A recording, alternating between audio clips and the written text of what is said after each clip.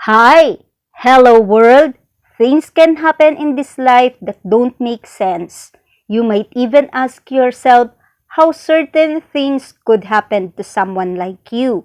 As you navigate your way through life, it becomes clear that nothing is out of the realm of possibilities.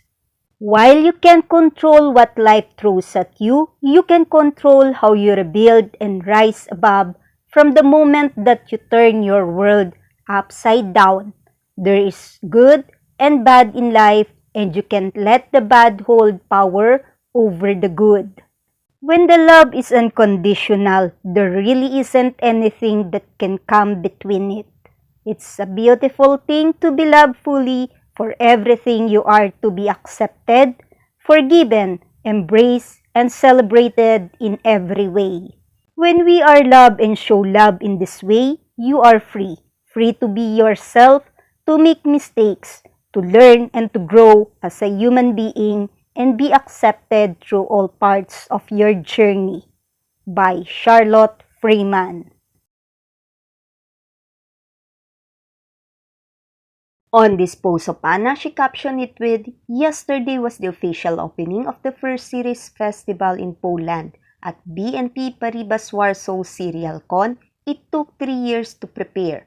Wonderful that this is happening at the capital city of Warsaw." A big chapax backs to all the creators for their determination to achieve such a beautiful goal. Seeing Jared Harris live, priceless. A huge congratulations and good luck to all the creators and series itself entering the competition as well as those having their premiere shows. Thank you so much for having me. On this post of Anna, she captioned it with, "2 days ago, I went to the reflexologist. I have been waiting for the appointment for a while. I go in. I see big eyes and a bright smile. I say, 'Good morning, Mrs. Eve.' That's the name of the specialist. Puts her arms out to me and immediately gives me a tender hug. I know this was my man from the first seconds. In a way, it's absolutely amazing that I can come across people from my tribe lately in the sense of the principles that when we actually work on ourselves, our environment, that we send out and how, getting back to Meritum. We talk and Eve, we immediately switched to you, started working with me, pressing points and massaging in an appropriate way. I thought me and my body were in agreement with myself. How was it to my surprise when it struck me that despite having a good diet, training, healthy lifestyle, value mindset, and working on the inside, I have completely forgotten about the regeneration. I forgot to come once, every day, to stop and thank the body for everything, for being with me every day, bearing, lifting every emotion, all my ups and downs. I came back to the apartment. I stood in front of the mirror and hugged myself so tightly. And I promised myself that every day I would hug myself in front of that mirror until I feel that I have been filled up and taking every emotion that comes with it. Finally, I am home to myself. Are you? Do you remember your own body? Come on guys, let's get physical! Here's an exercise to strengthen your back. Dzień dobry, wyglądamy jak wyglądamy, ale chcemy Wam dzisiaj pokazać super ćwiczenia na wzmocnienie pleców. Yes! Digging in the back on the buttocks, 3 sets of 15 moves. Wzmacniamy tutaj pośladek, który jest podstawą zdrowego kręgosłupa. 10. Licz, bo ja tu gadam.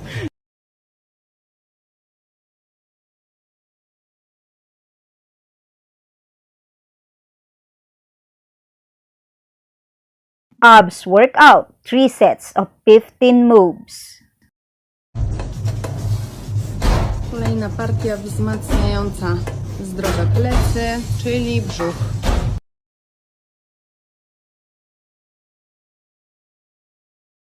Lędźwiowy Keep it. Lower hips length pull up 3 sets of 15 reps. Wyciągamy do biodra.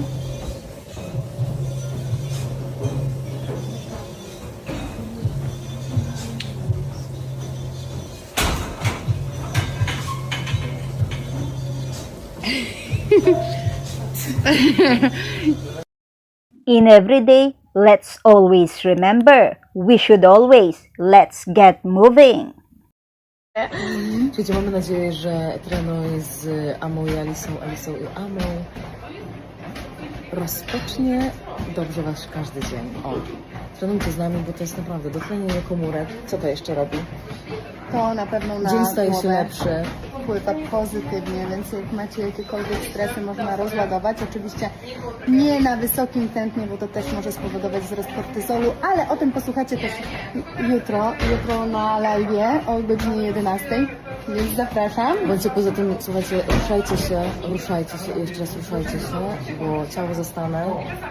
Trzeba bardzo pielęgnować ciało i dbać o ciało, więc do roboty!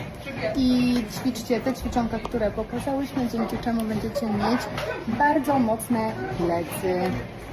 Szczególnie jak macie siedzącą pracę albo leżącą. Miłego weekendu, pa! Guys, guess who owned this place? On this repose of Simone from Sylvia Sletti, a wedding and event planner, as Sylvia captioned this saying, "Today I'm busy with another wonderful setup that I can't wait to show you. But first, I can't resist and I want to show you a little spoiler of what wonderful was done yesterday." The magic of Christmas at Simone's house, Sylvia is satisfied with the Christmas tree, the Christmas decoration, the outcome of the Christmas project. What can you say, guys, now? On this humble place of Simone that turned into a magical feeling of Christmas time. Simone can really feel the holiday season looking in every corner of his house. Do you feel it too, guys? Gorgeous! Isn't it lovely, Simone, how your house turned to be the way you want to feel the season? Let's start our day now, Simone. Good day ahead! Yes, it's time to work and work as you are having meeting with your team. Time for your photo shoot, another project to come out. We wish for it to come out perfectly fine. What can you say of it, guys? Like this one, what a job well done to be a part of this magazine from Mario Testino. As to what Mario always said that, discover a beautiful world, my most recent series exploring diverse cultures and traditions and the rich tapestry of communities across the world. From Simone caption on his story with, Grassy Qatar Airways, if you want to fly to the Super Cup, here's the Qatar Airways offer for the black and blue. Wow! This is what we call magic! The technology of us nowadays can really do anything in just a blink of the eyes. So here, we cannot see anymore the trace of tattoo of Michele and he is ready for Maserati. Ready? 1, 2, 3.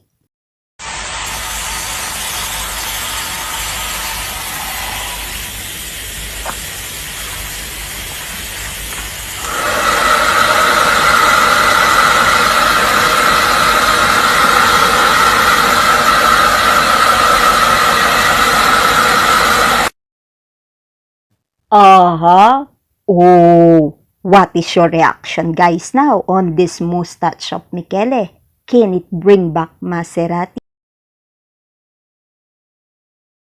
Oh, we see even your back tattoos have been covered, Michele. We are all waiting how it look like on you that you are on your whole body without your tattoos.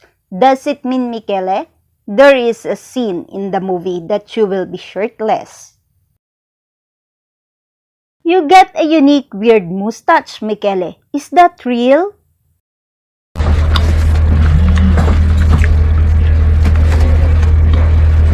Anong dito ba?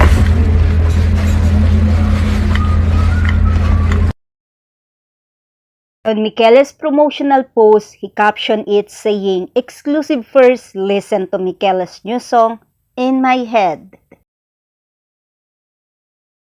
Michele having a night travel this time. On his story, he made a background song, Baby, by Ariel Pink's Haunted Graffiti, which the song appears to be a straightforward love song expressing the joy and happiness felt in a romantic relationship.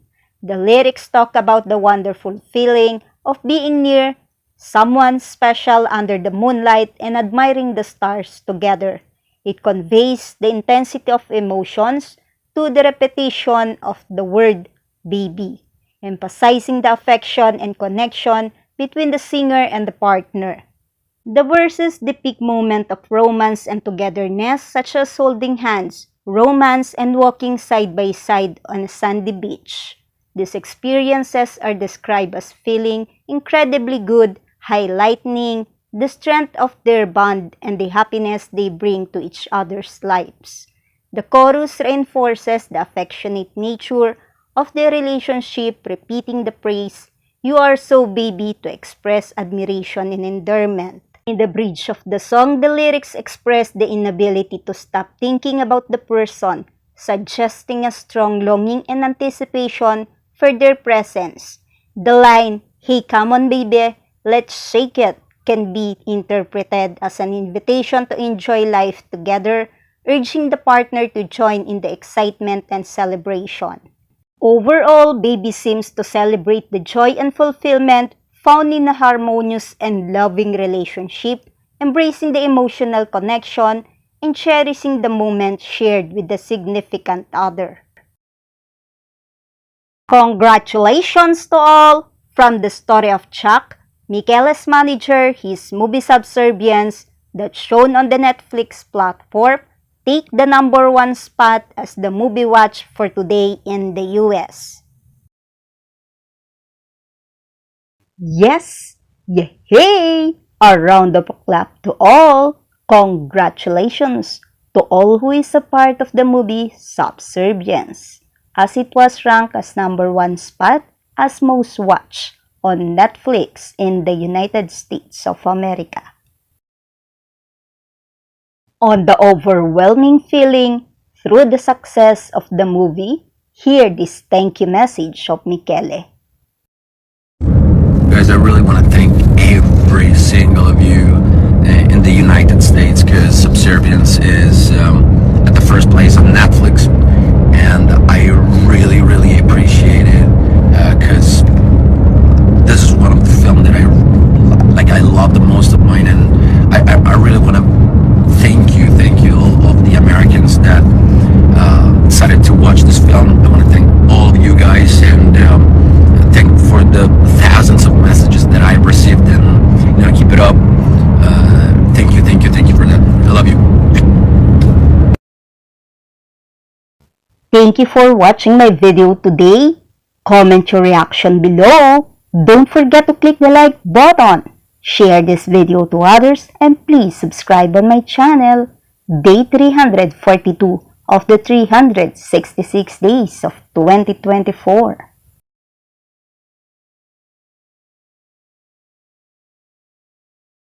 A message to all. At the end of the day, it's about the people who are by your side when life gets hard. It's about the people who are there when you need them the most. It's about the people who say, "We have got this," when you are facing challenges. It's about the people who notice when you are not yourself. It's about the people who check in you when you have been more quiet than usual. It's about the people you had rather sit in comfortable silence with than make small talk with. It's about the people who raise an eyebrow and know you are lying when you say you are okay when you are not. Put simply, it's about the people who think of you, it's about the people who notice, it's about the people who show up in the smallest but most meaningful ways, it's about the people who stay through it all. By Charlotte Freeman.